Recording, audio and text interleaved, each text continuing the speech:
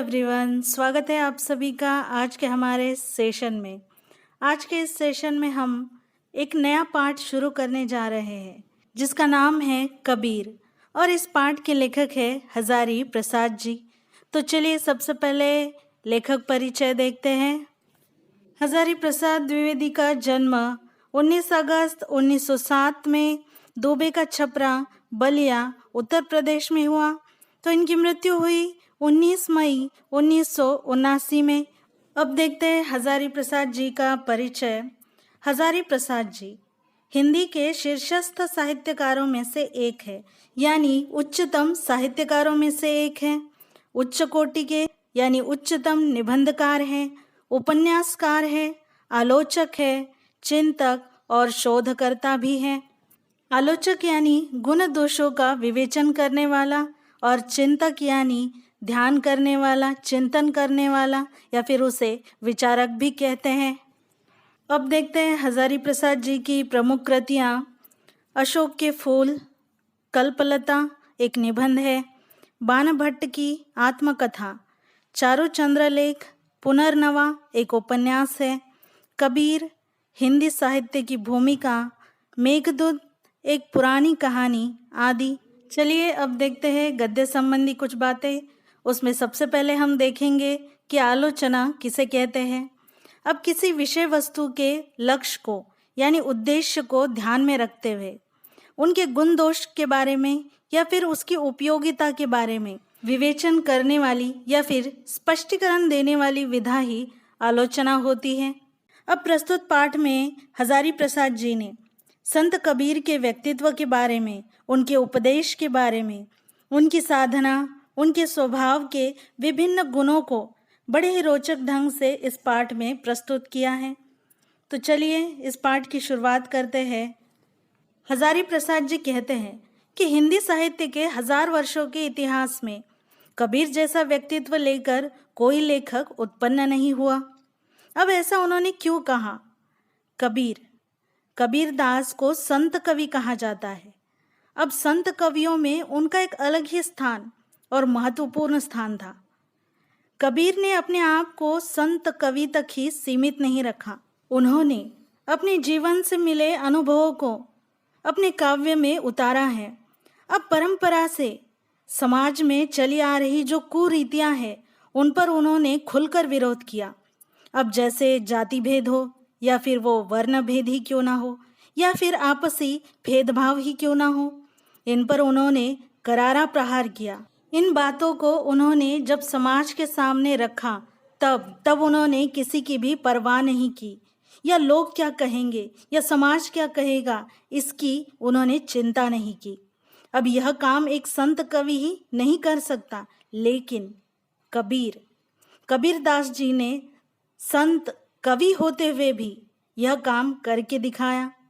इसीलिए यहाँ पर हिंदी साहित्य के 1000 वर्षों के इतिहास में भी कबीर जैसा व्यक्तित्व, उनके जैसी पर्सनालिटी अभी तक कोई लेखक लेकर यहाँ पर उत्पन्न नहीं हुआ है, ऐसा लेखक ने यहाँ पर कहा है।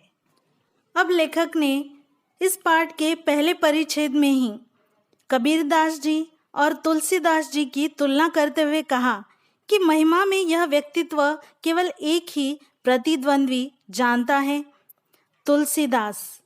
परंतु तुलसीदास और कबीर के व्यक्तित्व में बड़ा अंतर था। अब यहाँ पर महिमा यानी महत्व, महानता और प्रतिद्वंद्वी यानी प्रतिस्पर्धी। अब लेखक यहाँ पर कहते हैं कि हिंदी साहित्य में तुलसीदास और कबीर की महानता में भले ही समानता हो, लेकिन अगर व्यक्तित्व की बात करें तो इस व्यक्तित्व में बड़ा ही अंतर था। अब दोनों ही भक्त थे, लेकिन दोनों का स्वभाव, उनके संस्कार और लोगों को देखने का, समाज को देखने का दृष्टिकोण, नजरिया एकदम भिन्न था।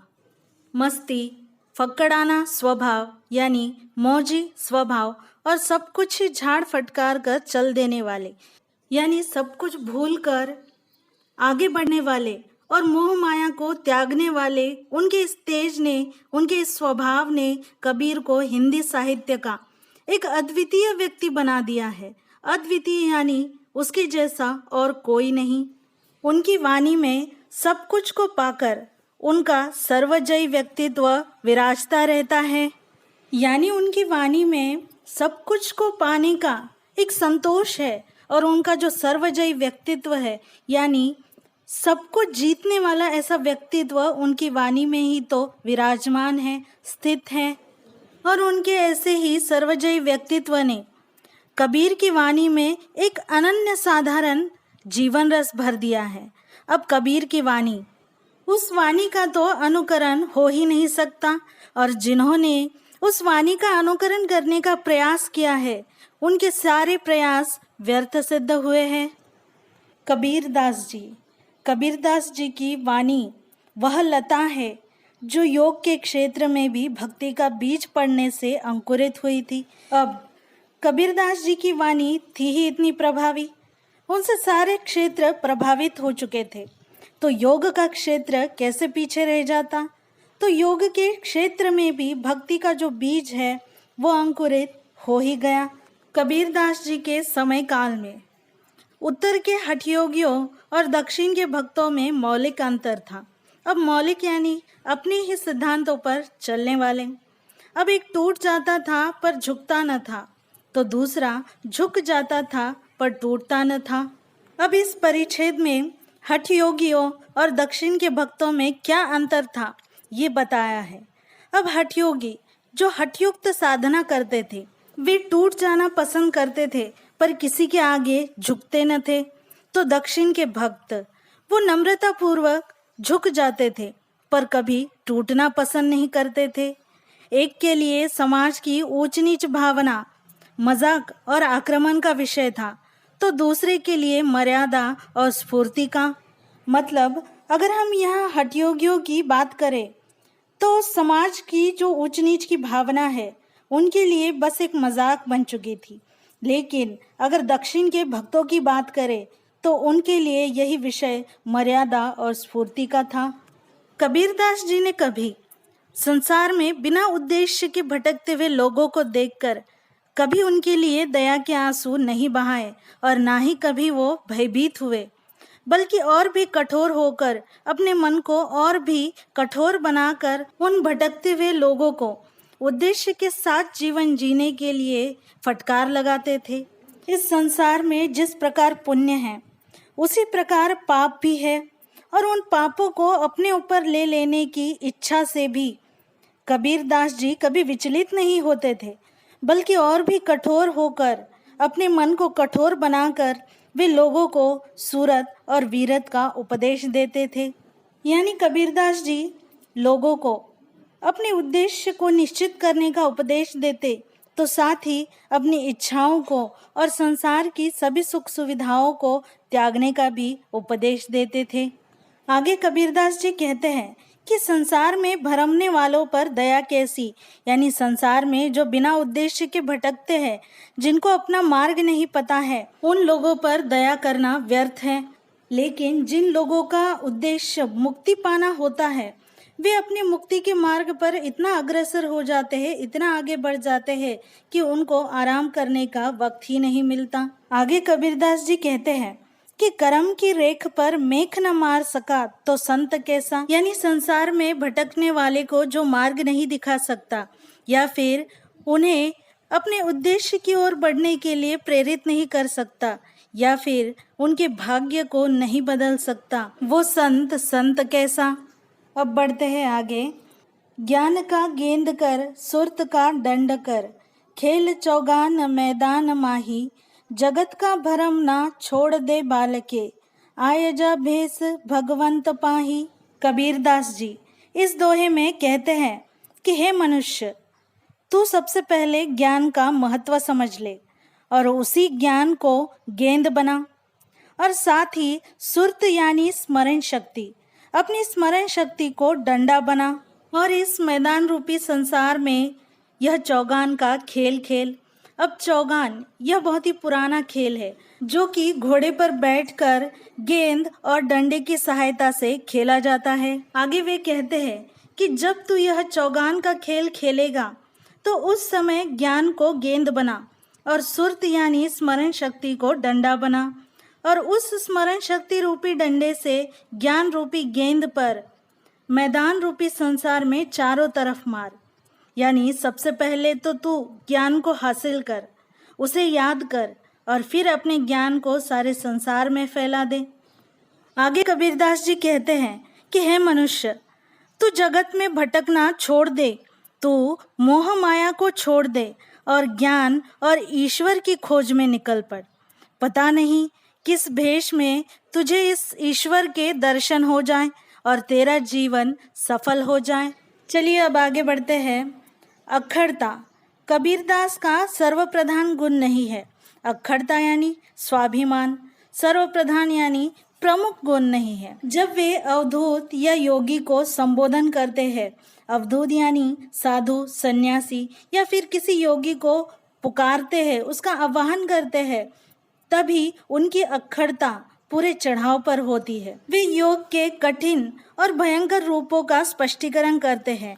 तो कभी गगन और पवन की पहेली बुझाते रहते हैं, तो कभी शून्य और सहज यानी कठिन और सहज का रहस्य पूछते रहते हैं, तो कभी द्वैत, द्वैत यानी अपने पराये का भेद समझना, तो कभी अद्वैत यानी अपने पराये का भेद न समझना। इन पर चर्चा करते रहते हैं। चलिए अब आगे के दोहे की तरफ बढ़ते हैं। अवधू अक्षरहूँ सो न्यारा, जो तुम पवना गगन चढ़ाओ, गुफा में बासा। गगना पवना दोनों बिन से, कह गया जोग तुम्हारा। गगना मध्य ज्योति झलके, पानी मध्य तारा। घटगे नीर विनसने तारा, निकरी गयो के ही द्वारा। अब यहाँ पर कठिन शब्द देखिए। अवधू यानी साधु, अक्षर हो यानी यहाँ पर अर्थ है आत्मा, बासा यानी निवास स्थान, बिनसे यानी नष्ट हो जाते हैं, जोग यानी योग, मध्य यानी मध्य में, बीच में, घटिगे यानी कम हो गया। चलिए अब इस दोहे का भावार्थ देखते हैं। कबीर जी ने यहाँ पर ईश्वर और जो सज्जन साधु होते हैं उनको ही सर्वश्रेष्ठ और अनोखा माना है, सबसे अलग और निराला माना है।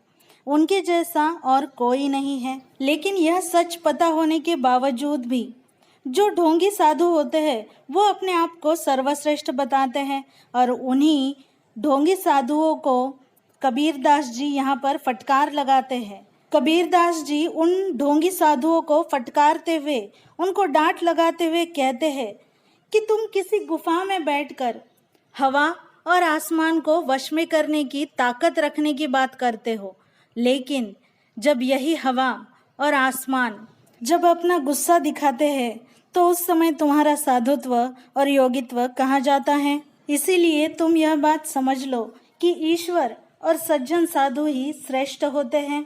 अब इस दोहे की आखिरी दो पंक्तियाँ, गगना मध्य ज्योति झलके, पानी मध्य तारा, यानी आसमान में चमकने वाली बिजली और पानी में उठने वाली तरंगे कुछ पल के लिए होती है, उसी प्रकार जीवन भी क्षणिक है, नश्वर है।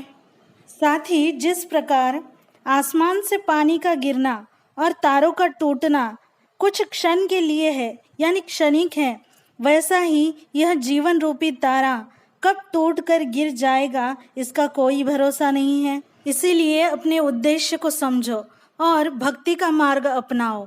भक्ति का मार्ग अपनाओगे तो मुक्ति का मार्ग अपने आप ही मिल जाएगा। तो चलिए बच्चों, आज का यह सेशन यहीं पर समाप्त करते हैं। आज के लिए इतना ही, मिलते हैं अगले सेशन में। तब तक के लिए धन्यवाद।